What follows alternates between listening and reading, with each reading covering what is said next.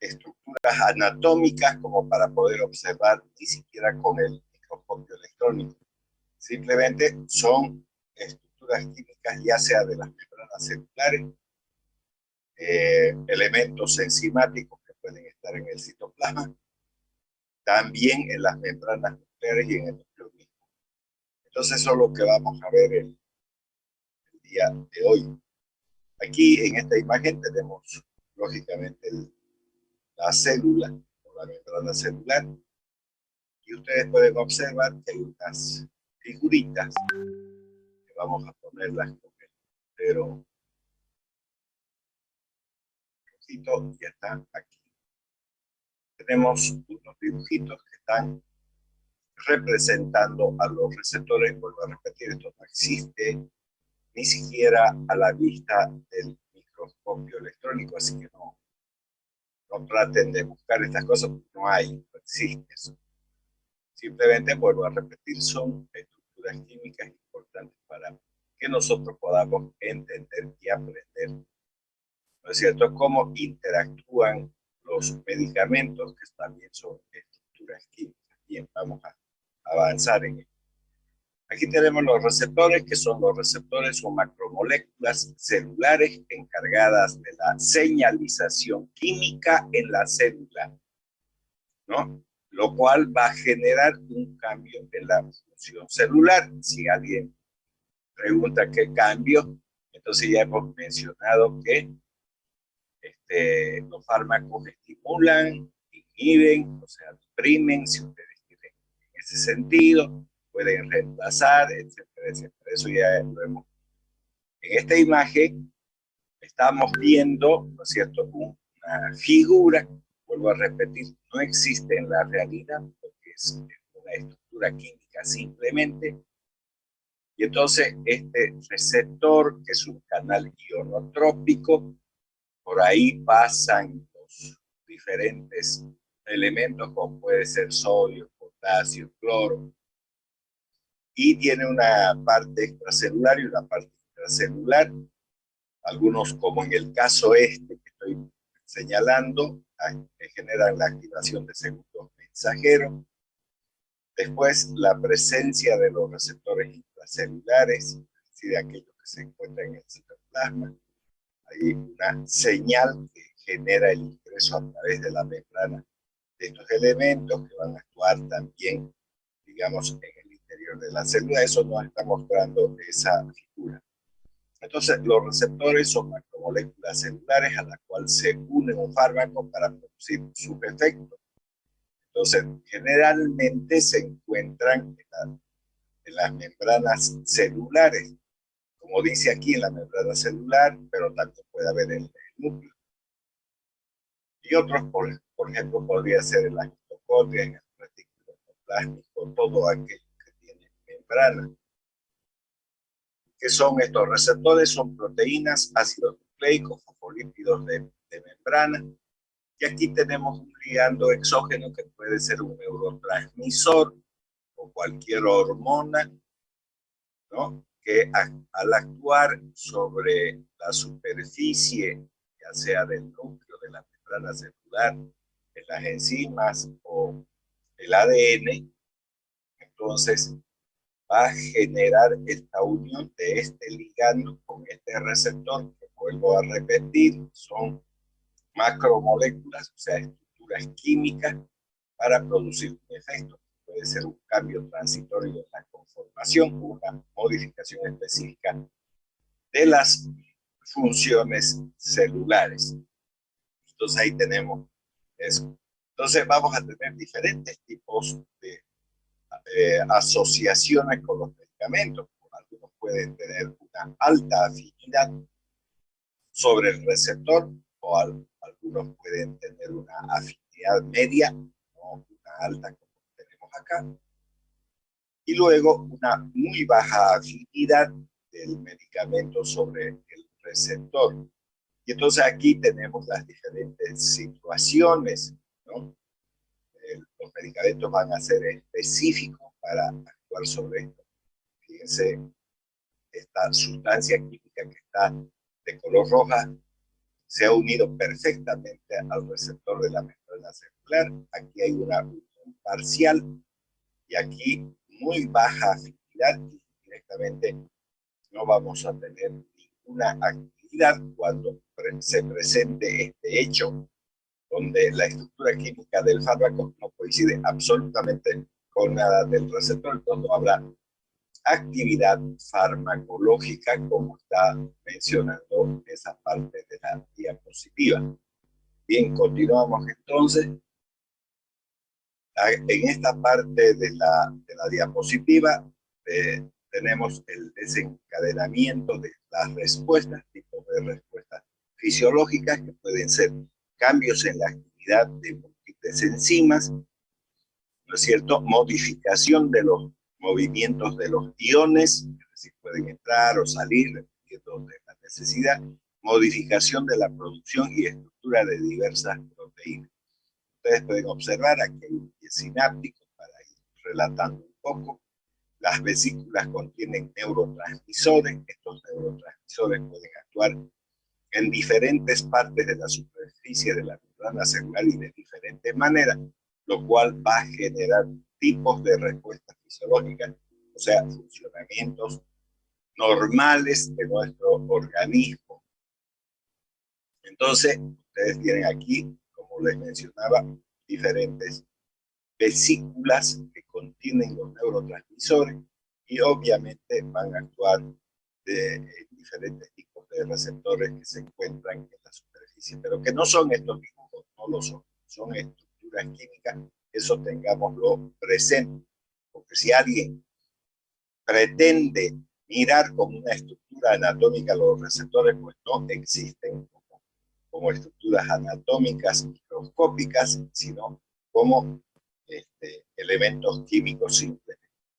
Entonces vamos a tener 4 grupos de receptores, ya hemos hablado de eso, los receptores acoplados a canales iónicos que vamos a ver hoy día, como también los receptores acoplados a proteína G, los receptores catalíticos que funcionan como proteína quinasa y los receptores que regulan la transcripción de los genes.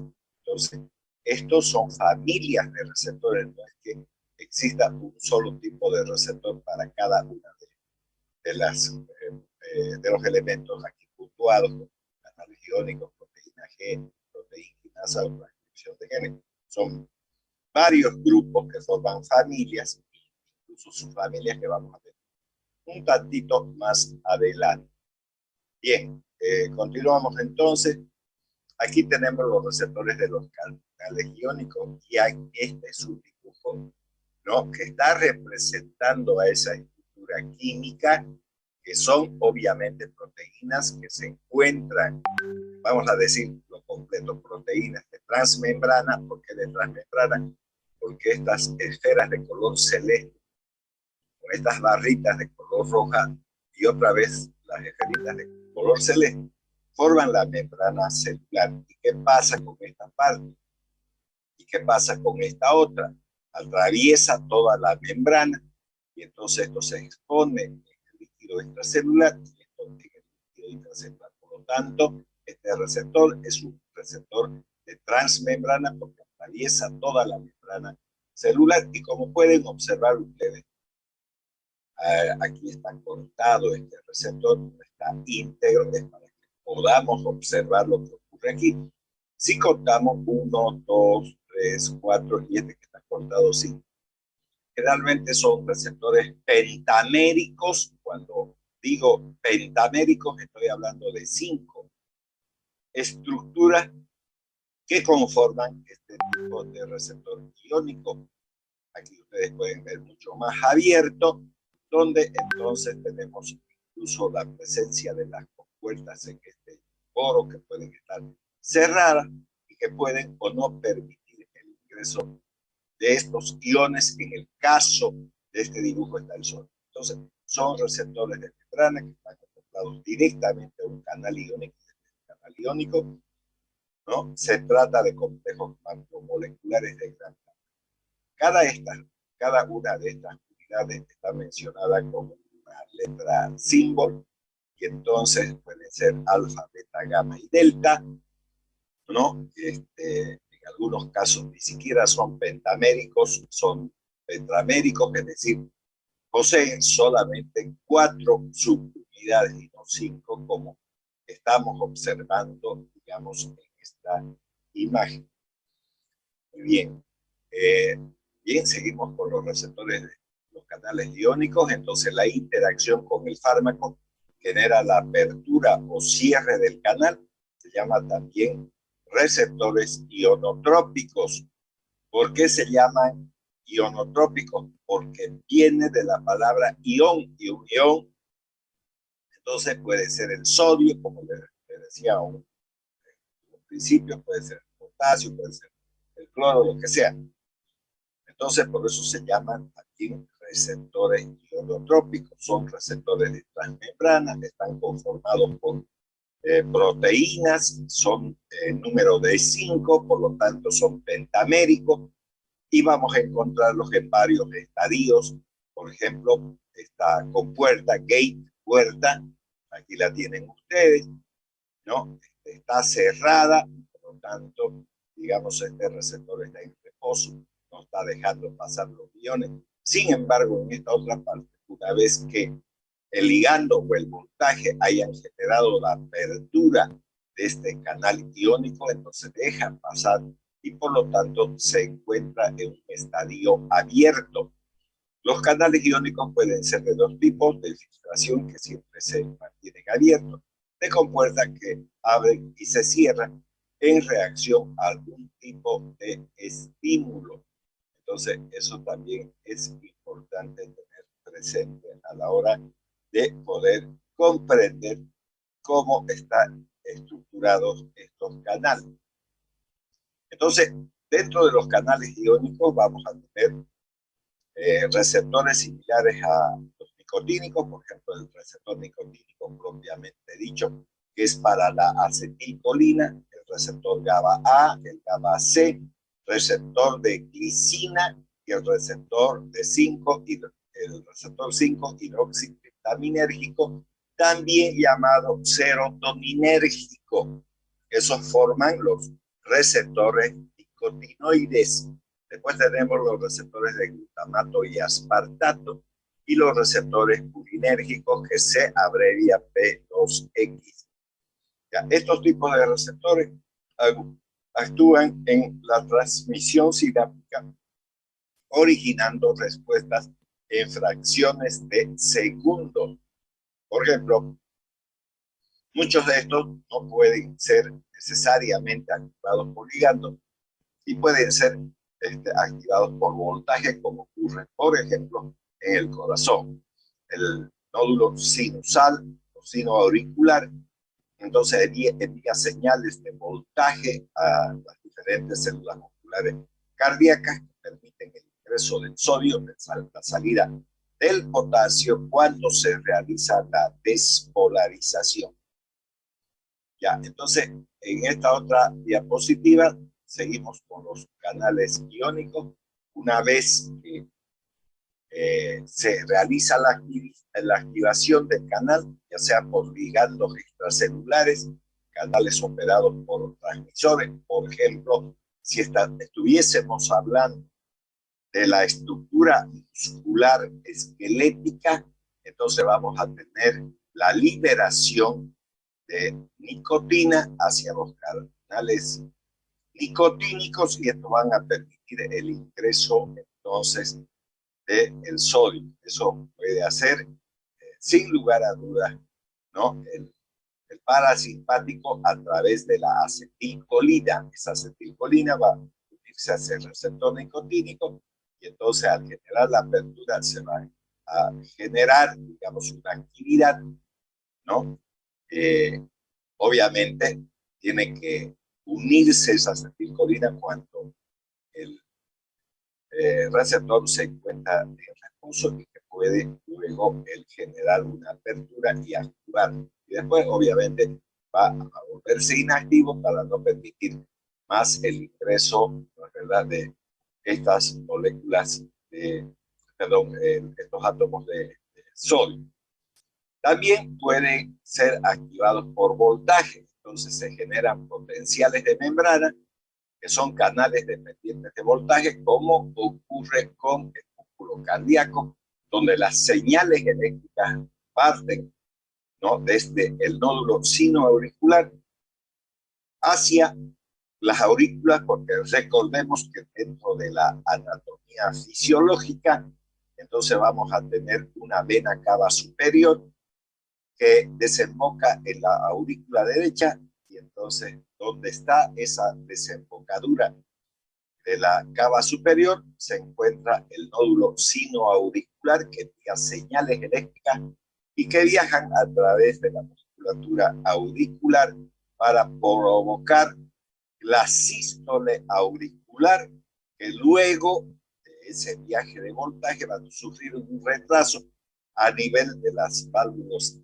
auriculoventriculares, y va a generar entonces también un potencial de acción a nivel de los ventrículos, generando la sístole ventricular.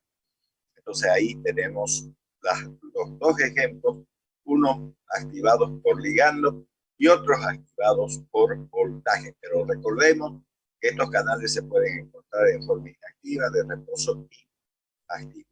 Por eso se llama potencial de reposo, que seguramente eso han estudiado en fisiología. En este caso, ¿no?, podemos observar un canal nicotínico, todos estos dibujos, que es un receptor pentamérico, tiene 5 subunidades, y que las subunidades alfa son las importantes para que el ligando pueda activar este receptor. Fíjense que aquí dice receptor de acetilcolina.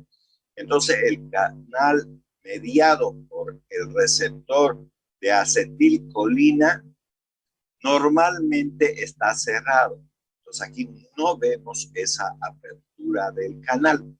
Cuando se libera acetilcolina, obviamente por el parasimpático, entonces aquí dice clarito, cuando la acetilcolina se une a los sitios específicos del receptor, el canal se abre permitiendo que el sodio penetre en la célula, ¿no?, y genere un potencial de acción que se va a manifestar como la contracción de la musculatura esquelética. Entonces la acetilcolina se ha unido a estas subunidades, que son subunidades alfa, y entonces aperturó el canal y está ingresando el sodio, y obviamente que se va a salir el potasio, es el sodio, generando un potencial de acción. Entonces no es un canal específico para el sodio, ya que la activación de la acetilcolina genera también cambios en la conductancia de otros cationes, porque el potasio se sale. El calcio ingresa, porque si no hay calcio, no hay contracción. Incluso en una primera instancia se libera del retículo endoplásmico hacia el citoplasma para que los filamentos de actina y miosina de la musculatura esquelética puedan contraerse, y de esa manera acortar la sarcómera, o el sarcómero, que es la unidad contráctil del músculo esquelético liso o cardíaco, pero en este caso estamos hablando del músculo esquelético. Entonces, la acetilcolinesterasa, bueno, porque tiene que haber una enzima, degrada la acetilcolina, causando que este se cierre, o sea, el canal mediado por el receptor. Y aquí tenemos estos triángulos de color blanco que están representando a la enzima acetilcolinesterasa, dividiendo el ácido acético de la aminoalcohol llamado colina. Entonces se separan ambos y se acaba la actividad de la acetilcolina, permitiendo de nuevo el cierre del canal y el no ingreso, y por lo tanto se realiza la relajación de la musculatura esquelética en este ejemplo que se ha puesto, ¿no es cierto?, para hacer evidente los canales iónicos activados por ligando. Muy bien, aquí en esta otra diapositiva podemos ver de nuevo la misma historia. Este es un canal pentamérico. Ustedes pueden, si quieren contar, aquí tienen la subunidad beta, aquí tienen la subunidad gamma y delta, aquí está la subunidad beta también, aquí está la alfa. Y entonces ustedes observarán que este canal pentamérico, ¿por qué digo penta? Porque 5 subunidades tiene. Aquí tenemos una, aquí tenemos 2, 3, 4. Tenemos 10 minutos, después vuelven a ingresar con el mismo enlace. ¿Y qué es esto de aquí? Es el símbolo del cloro. ¿Y qué son estas esferas verdes aquí? Entonces, lógicamente, ¿qué es el cloro? Por lo tanto, ¿cómo se denominará este receptor? Canal de cloro, eso se llama. Y entonces vamos a observar otras cosas dentro de este dibujo que hay que aclarar. Por ejemplo, aquí dice GABA. Entonces, esta A de aquí significa ácido, esta G gamma, esta B, esta A amino y esta B de aquí butírico. Entonces el GABA es el ácido gamma amino butírico. Entonces esa está representada, ¿no es cierto? Como ustedes pueden observar, ¿no? En la imagen por una esfera de color amarilla que se ha unido a las subunidades alfa de este receptor. Entonces, este GABA, ¿no es cierto?, genera la apertura de esta compuerta, de esta de aquí, no de esto de aquí, porque esto es el poro. Aquí está la compuerta, gate en inglés, ¿no es cierto?, la puerta. Entonces, abre esta puerta, deja entrar el cloro ingresa al interior de la célula y entonces el cloro deprime. Y por eso que todos los medicamentos que tengan que actuar sobre este canal de cloro provocan sueño. Por ejemplo, aquí dice barbitúricos, y estos barbitúricos están situados también en este canal de cloro, pero no donde está el GABA, sino en un sitio anosférico, similar quiere decir eso, ¿no? Y los barbitúricos, como por ejemplo el tiopental sódico, que es un anestésico, ¿no? El fenobarbital, que es un fármaco útil en el tratamiento de las epilepsias, cuando hay crisis epilépticas, cuando hay convulsiones, entonces hay que dejar de entrar el cloro para que deprima y se paren las convulsiones. Entonces aquí tenemos las benzodiazepinas, ¿no? Como por ejemplo el diazepam, lorazepam, merazepam, temazepam, midazolam, etcétera, etcétera, que también tienen un sitio propio, ¿no? Donde está el GABA, ¿no es cierto?, para poder generar la apertura de los canales de cloro y obviamente provocar el ingreso de este elemento para que deprima las células. Por lo tanto, las benzodiazepinas son medicamentos importantes para restaurar los procesos de ansiedad porque son ansiolíticos y además para deprimir el sistema nervioso, por ejemplo, con el caso del midazolam, cuando se administra a los pacientes que están en la sala preoperatoria para que puedan luego aplicarles el anestésico correspondiente y generar entonces unas condiciones adecuadas para que pueda operar el cirujano. La picrotoxina también, ustedes pueden observar, aquí tienen una esfera rosada, también en el canal de cloro, muchos, digamos, animales venenosos tienen estas picrotoxinas, ¿no es cierto?, que van a permitir en alguna medida deprimir el sistema nervioso, como también la actividad de las subunidades alfa.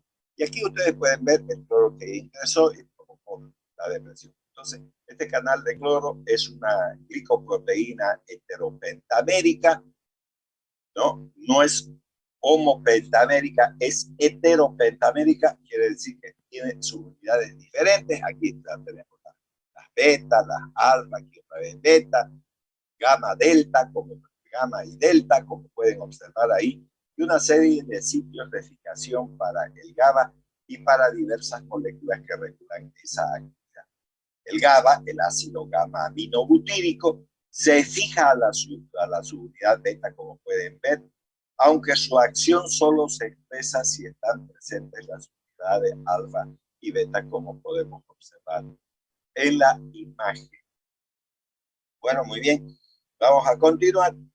Entonces, fíjense que aquí hay unas cosas interesantes que es bueno tenerlas presentes. Vuelvo a repetir, es un receptor pentamérico que pertenece al GABA, por lo tanto, estas esferas de color azul están representando al cloro. Y entonces vamos a observar en este receptor pentamérico de transmembrana, porque esta de aquí es la membrana celular y este es el receptor en su integridad. Esta es la compuerta. Y entonces vamos a observar números. Aquí, por ejemplo, está el 1, aquí el 2, el 3, el 4, el 5, el 6, el 7, el 8, el 9, como pueden ver ustedes. Bueno, si nosotros nos referimos a esta parte literal, entonces vamos a encontrar que el número 1 está en este sector. Y aquí, ¿qué dice? Receptor canal GABA A, porque recuerden que hay GABA B y GABA C. Está hablando específicamente del ácido gamma aminobutírico tipo A. Esta A debería de ser mucho más pequeñita para no confundir con esto. Entonces, es un canal de cloro. Aquí lo tenemos, el canal de cloro, y dice 1, y entonces, ¿a qué se está refiriendo? Esta flecha va desde este borde negro hasta el número 1. Entonces, ¿qué está señalizando? Que este es un receptor GABA. No, es un GABA B. Es un canal que además corresponde al canal de cloro. El número 2, que lo tenemos aquí, entonces, muestra el ligando, o sea, la molécula de ácido gamma aminobutírico que resulta ser el transmisor. Y entonces ese es su sitio de unión con el receptor de cloro. Obviamente no es este dibujo, son estructuras químicas, ¿no? Que al interactuar con otras estructuras químicas, en este caso el ácido gamma aminobutírico, entonces genera la apertura de estos canales. ¿Para qué hace eso? Para que ingrese el sodio, el cloro, y ese cloro provoque la depresión de la neurona o las neuronas que generan sueño. Si alguien en este momento que me está escuchando está bostezando, entonces quiere decir que su GABA está actuando sobre el canal de cloro, obligándole a dormir. Entonces, luego, número 3 dice subunidad del receptor. Entonces, si nosotros miramos, la flecha está saliendo de este puntillado que está representando a una, digamos, subunidad que vuelvo a repetir, puede ser alfa, beta, gamma, delta. Después, número 4, sitio de unión a los barbitúricos. Entonces, si miramos, aquí está el 4 y está señalando esta esfera de color naranja, donde se da los barbitúricos como el tiopental sódico, el fenobarbital, secobarbital, amobarbital, etcétera, etcétera.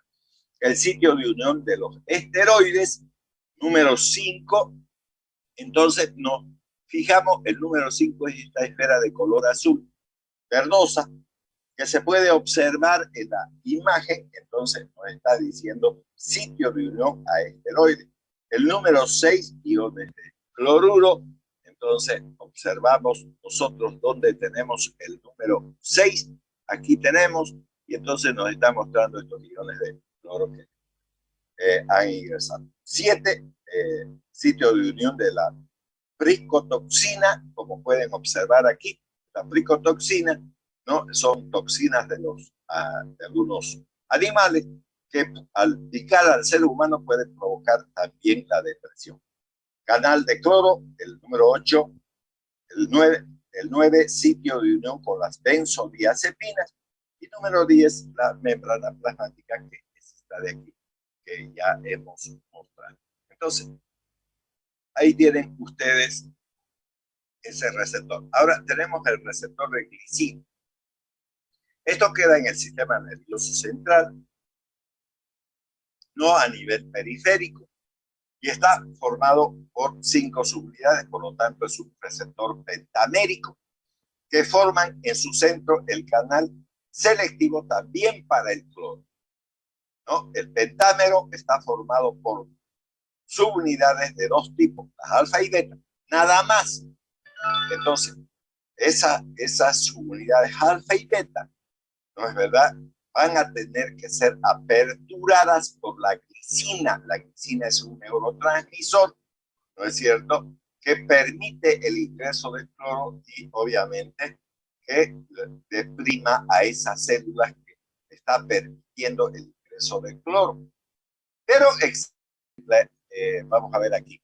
El neurotransmisor responsable entonces de la activación del canal es la glicina, ¿no? La beta-alanina como el alcaloide antagonista estringina se fijan a la subunidad alfa.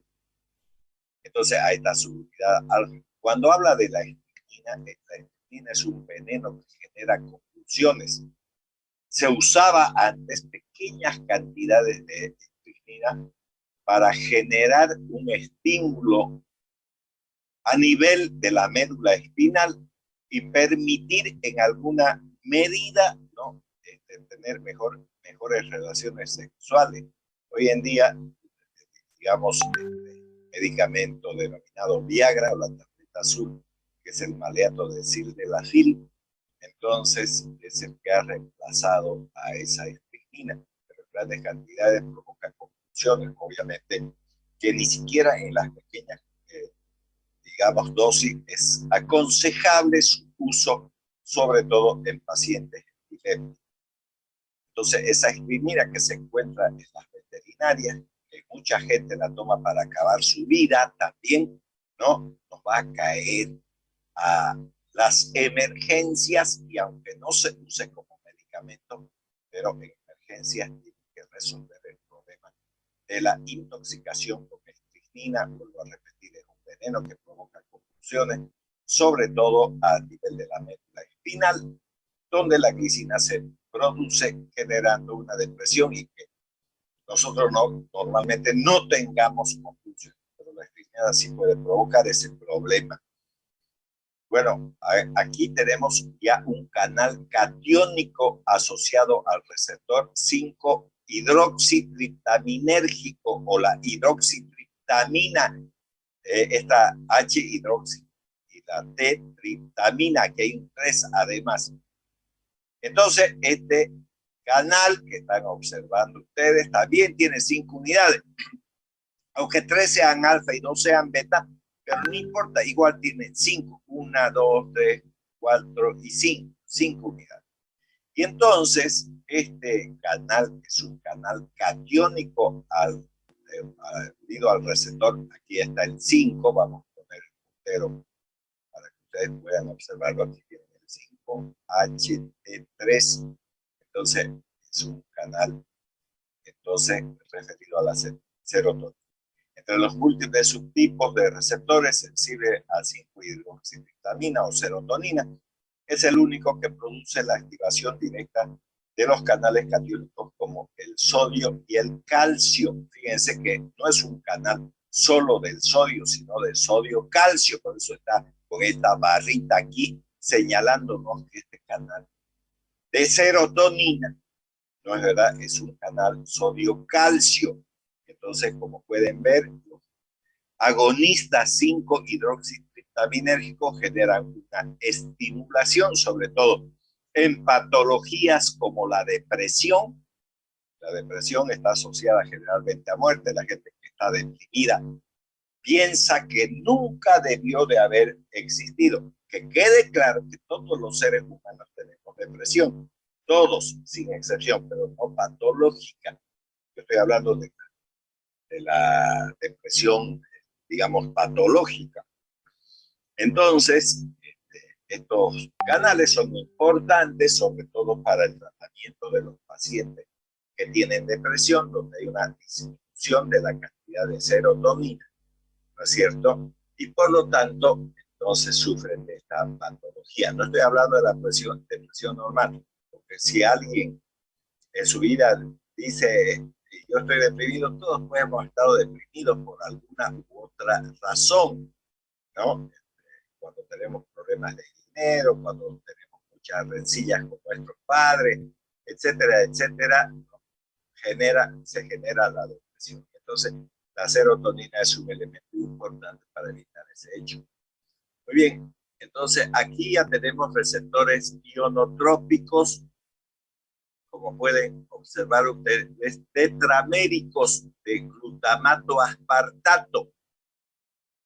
Entonces, estos receptores, fíjense que ya no son pentaméricos, solamente tienen 4 subunidades, no tienen 5.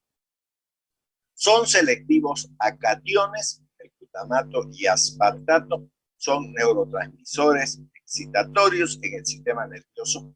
Son tetrámeros formados por 3 unidades, 3 subunidades constituidas de 3 segmentos de transmembrana, ¿no? Y un segmento, y estos segmentos son M3, M4 y un segmento M2 en forma de horquilla que delimita el poro iónico. Entonces nosotros podemos ver el receptor de N-metil de aspartato, NMDA digamos, tiene esa sigla que quiere decir N-metil de aspartato, como pueden observar ustedes. Y entonces vamos a observar diferentes sustancias. Fíjense que aquí está la glicina también. Sobre este receptor actúa. Podemos tener la presencia del zinc. Este es un canal de calcio. Aquí está el glutamato al cual estamos haciendo referencia aquí, que puede ser glutamato y aspartato, y la poliamina que activan este receptor. No tenemos la presencia igual del magnesio, como pueden ver. Y aquí otra representación ya en negro, de nuevo tenemos aquí el glutamato, tenemos la glicina, tenemos el calcio sodio, ¿no? El sodio sale, el calcio entra.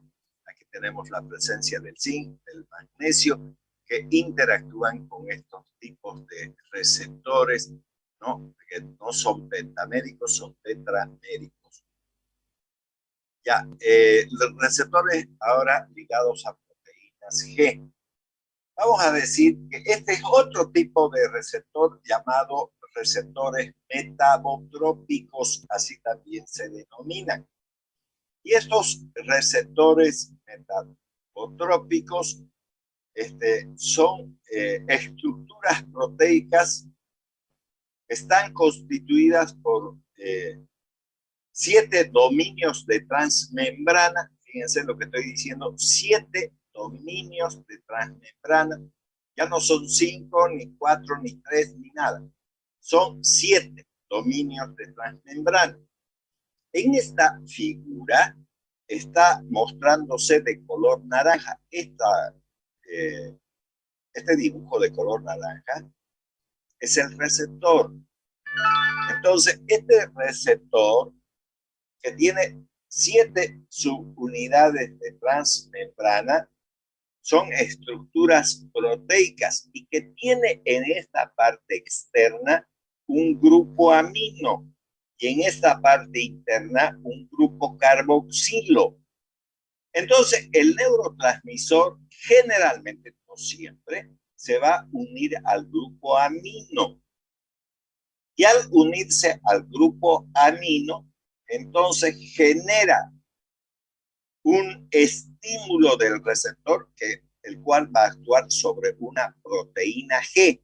Todo esto verde que observan ustedes con las letras alfa, beta y gamma, de nuevo, alfa, beta y gamma, ustedes pueden observar ahí que tiene ese color verde. Entonces, eso se llama proteína G. Entonces, la proteína G está constituida por 3 subunidades. ¿Cuáles son esas subunidades? Alfa, beta y gamma. Entonces, cuando el neurotransmisor que podría, estoy poniendo un ejemplo, ser la adrenalina, en su actividad beta adrenérgica, no estoy hablando de la alfa, estoy hablando de la beta adrenérgica, entonces se une a este receptor de 7 miembros, ¿no? de transmembrana. Entonces estimula y va a generar un estímulo de esta proteína G que tiene 3 subunidades. y a través del gasto de energía del guanosin trifosfato que se va a transformar en guanosin difosfato, se desprende esta subunidad alfa y actúa sobre una proteína efectora que es esta de aquí. Entonces dice, el número 1 dice, el neurotransmisor se une al receptor de 7 miembros de transmembrana. Generalmente, voy a repetir, al dopamina.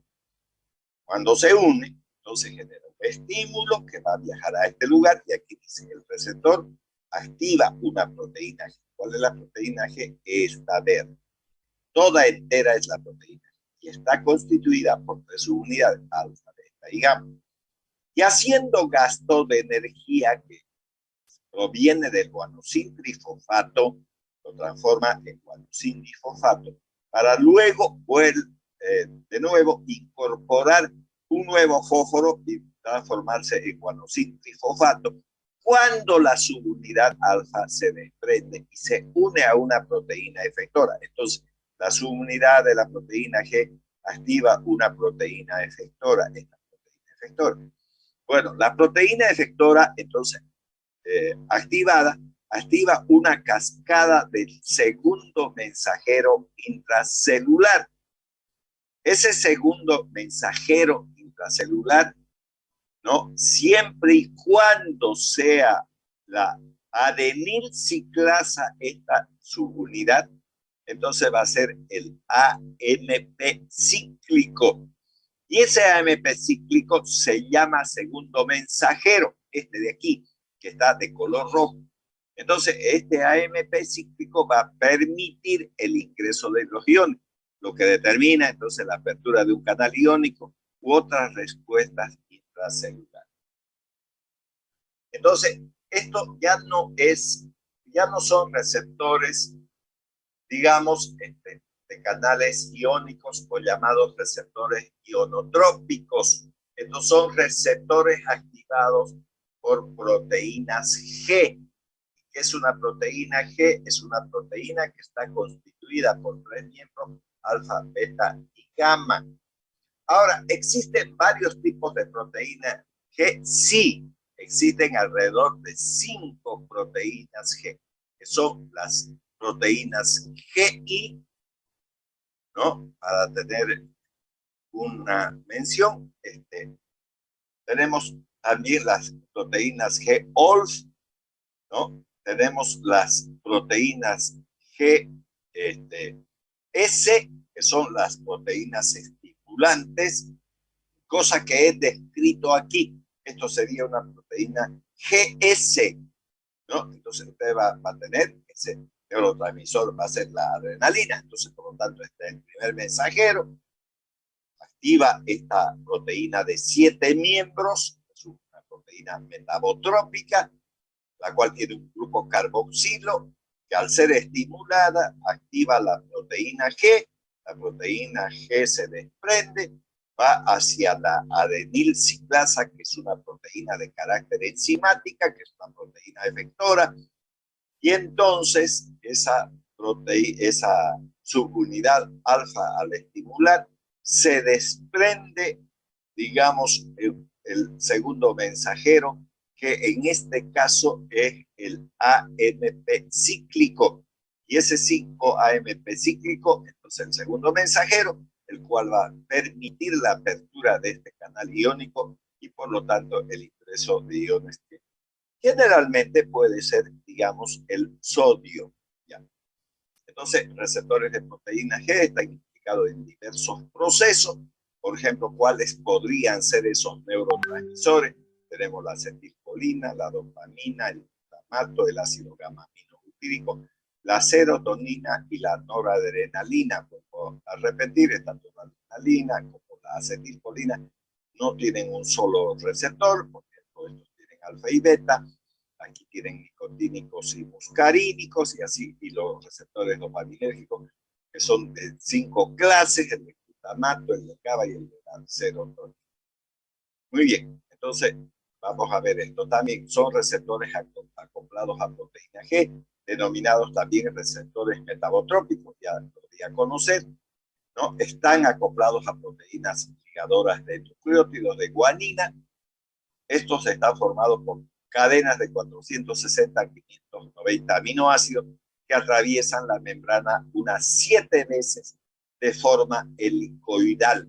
Ya dije que además tienen un grupo amino externo y un grupo carboxilo interno. Aquí tenemos la estructura como se observa, si se quiere, desde el punto de vista químico. ¿No es verdad? La, la unión con la proteína G también aquí tenemos, el complejo, ya, y toda esa estructura. Y aquí tienen las 3 subunidades de la proteína G en realidad, ¿no? Vuelvo a repetir, estos tienen cadenas de 460 a 590 aminoácidos que aquí atraviesan la membrana, digamos, unas 7 veces, como mencioné. Bien, entonces aquí podemos observar en esta otra diapositiva varios pasos de lo que acabo de mencionar. Su función, dice aquí, es asegurar la transducción y la activación del receptor. Son heterotrímeros formados por las subunidades alfa, beta y gamma. Se está refiriendo a la proteína G. Los nucleótidos de guanina se fijan a la subunidad alfa, que tienen una actividad de guanosin trifosfatasa. Aquí tienen el receptor de 7 miembros, no se ve 7, sino 1, 2, 3 nada más. Aquí está el grupo amino y aquí está el grupo carboxilo. Se une a esta proteína G, entonces usa como energía el guanosin trifosfato, actúa sobre el efector. Entonces generalmente la subunidad alfa es la que activa a este tipo de receptor, o por lo menos se activa con este receptor de 7 miembros, y entonces se va a desprender esta, digamos, subunidad alfa. Cuando se trata de un receptor metabotrópico GS, y entonces como pueden observar aquí está la subunidad alfa desprendida de estas 2 subunidades. Entonces va a activar este elemento que es importante para que se realicen las acciones y usa como energía el guanosin trifosfato, el guanosin trifosfato que se va a transformar en guanosin trifosfato. Y va a generar, pues, ¿verdad? Entonces, de nuevo, el ingreso de los diferentes iones. Y vuelvo a repetir, hay varios tipos de proteína G. Por ejemplo, aquí en esta imagen vamos a describir 2 tipos de proteína. Entonces, receptor, aquí pueden ver, vamos a contar 1, 2, 3, 4, 5, 6, 7. Este es el receptor de transmembrana, que tiene 7 miembros, ¿no? Todos atraviesan la membrana, unidos por diferentes puentes que ustedes pueden observar. Esta línea negra de aquí está representando el grupo amino, ¿no? Y aquí el grupo carboxilo, que se va a unir a esta proteína G. ¿Pero qué tipo de proteína G es ese? GS. Ese viene de estímulo, como mucha gente dice, hágase su recorte de cabello en estilo, por ejemplo, y pone una S estilo. Entonces, de ahí viene, digamos, como está en inglés, es estimulante. Y entonces aquí tenemos la proteína de carácter enzimática, que es la adenilciclasa. Entonces, que a través de ATP, del adenosin trifosfato, se transforma en AMP cíclico, el cual va a activar una proteína quinasa A. Luego se generan las fosfoproteínas y los efectos fisiológicos que vaya a hacer, a realizar la célula. Por ejemplo, si yo tuviera o tuviese la adrenalina como elemento estimulador, entonces esa adrenalina va a unirse en este grupo amino, va a estimular este receptor de 7 miembros, este receptor a través del grupo carboxilo y del gasto de guanosin trifosfato va a generar la activación de esta proteína G. Esta proteína G desprende su unidad alfa, actúa sobre una proteína de carácter enzimática denominada adenilciclasa. Esta adenilciclasa va a activarse con el uso de energía como el adenosín trifosfato, va a generar el AMP cíclico. Este AMP cíclico es el segundo mensajero. Este segundo mensajero va a actuar sobre la proteína A, las proteínas, los efectos fisiológicos. Y va a haber un recuadro aquí que dice PDE, fosfodiesterasa. Esta fosfodiesterasa va a transformar a este AMP cíclico en 5-AMP inactivo. O sea, se va a inactivar. ¿Para qué? Para que no siga este proceso. Ahora, esta fosfodiesterasa, hay varios tipos de fosfodiesterasa. Está la 1, la 2, la 3, la 4, la 5, así sucesivamente. Hay varias fosfodiesterasas y me voy a referir a esta fosfodiesterasa para que ustedes en alguna medida puedan tomarle interés.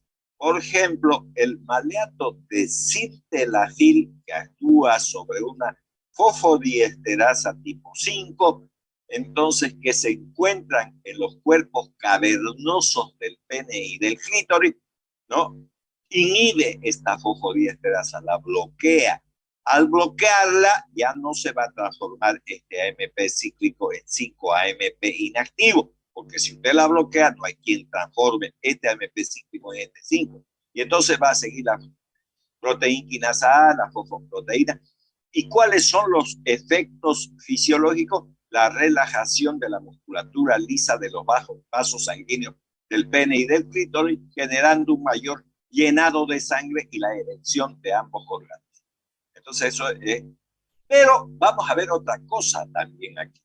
Aquí dice receptor inhibidor. ¿Y aquí qué dice? Proteína GI. ¿Por qué I? Porque es inhibitoria. Y entonces, ¿qué es lo que va a ocurrir? Puede ser que un neurotransmisor también se una aquí, estimula esto, actúa sobre esta proteína GI y esta bloquea todo este sistema. Si lo bloquea todo este sistema, entonces forma el segundo mensajero y por lo tanto es una proteína inhibitoria. Entonces, no solamente hay GS y también existe la GOLF, que quiere OLF. Estoy volviendo a repetir, OLF, de olfatorio viene. Entonces, es una proteína G que tiene por actividad, ¿no?, generar los diferentes estímulos, vamos a decir así, para poder determinar los olores. Por eso se llama olf, viene de olfatorio. Entonces ustedes pueden tener aquí, por ejemplo, GS, adenil ciclasa estimular. GI, adenil, inhibe la adenil ciclasa. Ahí la tienen la GI. Y la GQ activa la fosfolipasa C. Fíjense que aquí no hay fosfolipasa. Aquí hay proteína quinasa A, pero hay una GQ, y vuelvo a repetir, hay una GOLF, que se trata de el olfato, y vamos a ver eso también dentro de un segundo. Entonces, aquí, por ejemplo, tenemos la actividad de la proteína GI.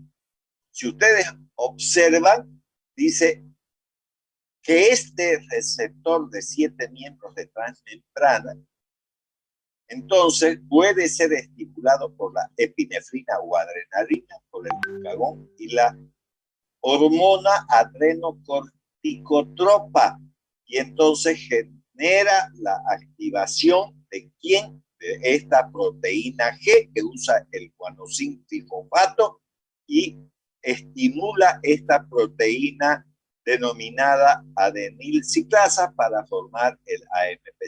Y de este otro lado tenemos una actividad inhibitoria en la cual puede estar inmersa.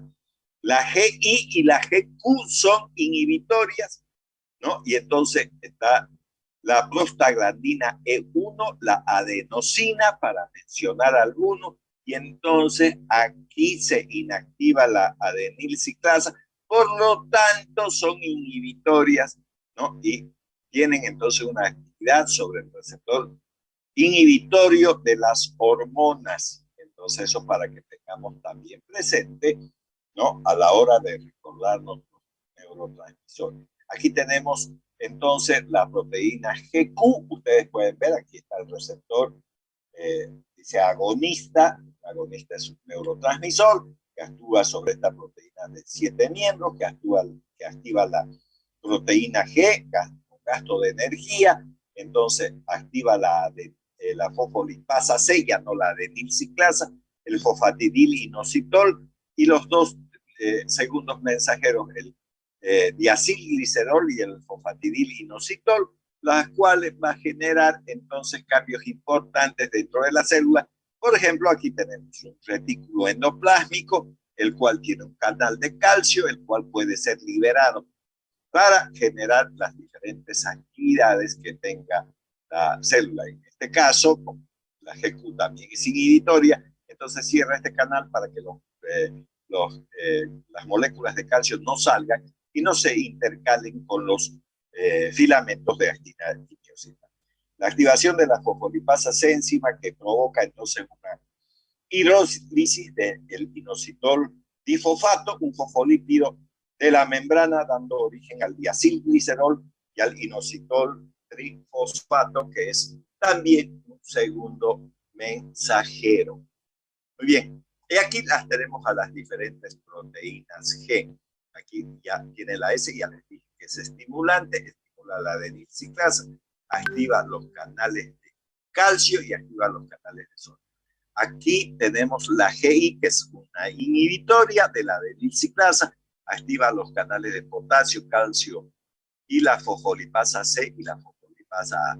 Aquí tenemos la GO, entonces inhibe los canales de potasio, inhibe también los canales de calcio, son inhibidoras con la I, la O. La Q estimula la fosfolipasa C. Tenemos 10 minutos para que se acabe la clase. Estimula también la fosfolipasa A2. Aquí tenemos la GT, ¿no es verdad? Esta proteína está ligada a la vista, a la retina, estimula la fosfodiesterasa a través del guanosin monofosfato cíclico y entonces activa la vista, ¿no es cierto? Por lo tanto, su acción importante la realiza a nivel de la retina. Y la G-OLF no es golf, porque el golf es un juego. G-OLF de olfatorio estimula la adenilciclasa a nivel de la nariz para permitirnos determinar los diferentes olores.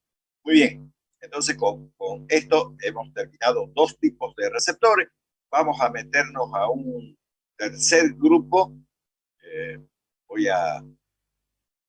Bien, seguramente ya en sus pantallas tienen las imágenes. Voy a agrandar, no nos va a quedar mucho tiempo, pero por lo menos vamos a hacer la introducción del segundo grupo, que nos quedarían los receptores catalíticos que funcionan como proteínquinasa y los receptores que regulan la transmisión de genes. A ver, vamos a ver, aquí tenemos el título ya, receptores catalíticos que funcionan como proteínquinasa. Es la tercera familia de receptores. Vuelvo a repetir, no es que sea uno, ya hemos visto en los iónicos que pueden ser activados por voltaje como por ligando. En el número 2 hemos visto las 5 clases de proteínas que ustedes han podido observar en el cuadro final y ahora vamos a meternos a los receptores catalíticos. Entonces, estos receptores catalíticos que funcionan como proteínquinasa unidos a enzimas, entonces también denominados receptores de acción catalítica, son proteínas localizadas en la membrana celular, seguimos con la membrana celular, que actúan como proteínquinasas, es decir, como enzimas que fosforilan las proteínas, lo que provoca una modificación de la acción de dicha proteína.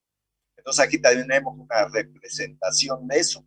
Está la membrana celular a generar una activación. Aquí tenemos este hexágono 1, 2, 3, 4, 5, pentágono, mejor dicho, se va a unir ese neurotransmisor sobre este tipo de receptor y va a también activarse en este momento, como también puede inactivarse.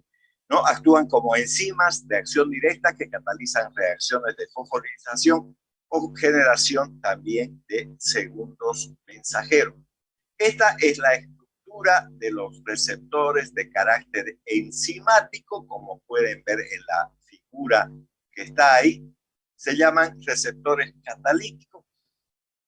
Existen receptores de membrana caracterizados por poseer una cadena polipeptídica, o sea, estas de aquí. Voy a poner el puntero mejor para que puedan seguir de mejor manera, puedan ubicarlo bien en el receptor. Aquí está. Entonces, esto de aquí, no estas cositas de acá arriba, no, esto. Entonces, eso de ahí, como ustedes podrán observar, ¿no? Son receptores de cadena polipeptídica con un segmento de transmembrana que se caracteriza por poseer un dominio intracelular catalítico. Ese es el más importante, ese dominio intracelular que lo pueden observar aquí en la imagen, ¿no? Con actividad enzimática propia o bien por asociarse a una proteína independiente con actividad enzimática cuando se activa. Y entonces vamos a repasar el bendito dibujito porque ese es el que nos interesa. Entonces, ¿cómo está conformado este receptor? Entonces, primero tenemos un dominio extracelular. Ustedes pueden ver, porque esta es la membrana celular, esto de aquí es la membrana celular, y entonces ahí tienen un dominio extracelular. Posee también un dominio de transmembrana, es decir, aquella parte que atraviesa la membrana, y un dominio intracelular que generalmente tiene una actividad de tipo enzimática, y si no la tiene, tiene que unirse obligatoriamente a una enzima, por eso se llaman receptores de carácter enzimáticos también. Entonces, eso es importante tener presente, o también llamados receptores catalíticos. Entonces, bien, ahí está la estructura de este tipo de receptor que hay que tener. Pertenecen a este grupo receptores asociados a sinasas, generalmente a tirosinasas, que son las tirosinasas, son enzimas, y a las guanilciclasas, que también obviamente son enzimas. Por algo se llaman receptores catalíticos. Muy bien, entonces aquí vamos a primero ver este tipo de receptor, la de tirosinsinasa. Son receptores para la insulina. Fíjense la importancia que va teniendo. Va teniendo importancia porque nosotros en nuestra vida profesional, muchos de los que están ahí en el aula virtual, van a decidir ser endocrinólogos. Y dentro de la endocrinología pueden incluso especializarse en médicos para el tratamiento de la diabetes. Y recuerden que la diabetes está metida en todas las familias. Por ejemplo, todas las familias de la gente que está aquí en el aula virtual tienen alguna relación con algún pariente que tiene diabetes.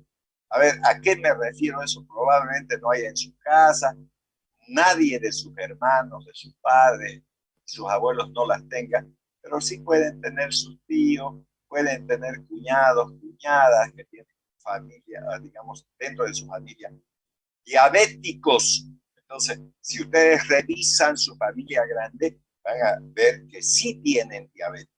¿Por qué lo tienen entonces? ¿No? Obviamente por una pésima alimentación que han tenido, un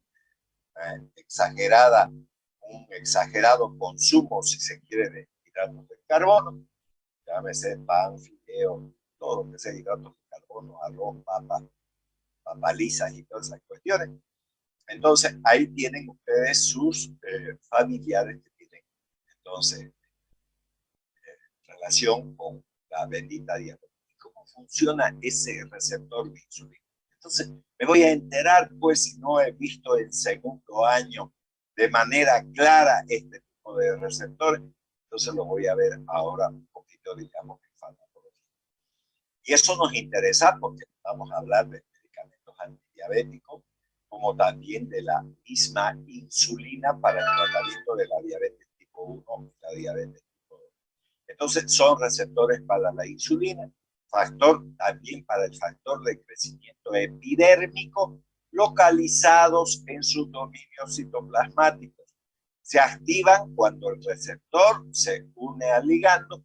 Los receptores a continuación se autofosforilan, o sea, generan ellos mismos su fosforización en residuos de tirosina. Bien, recuerden que la tirosina es un aminoácido, ¿no? Entonces ahí también tenemos la estructura de ese importante elemento. Y entonces nosotros aquí vemos un receptor, este de aquí,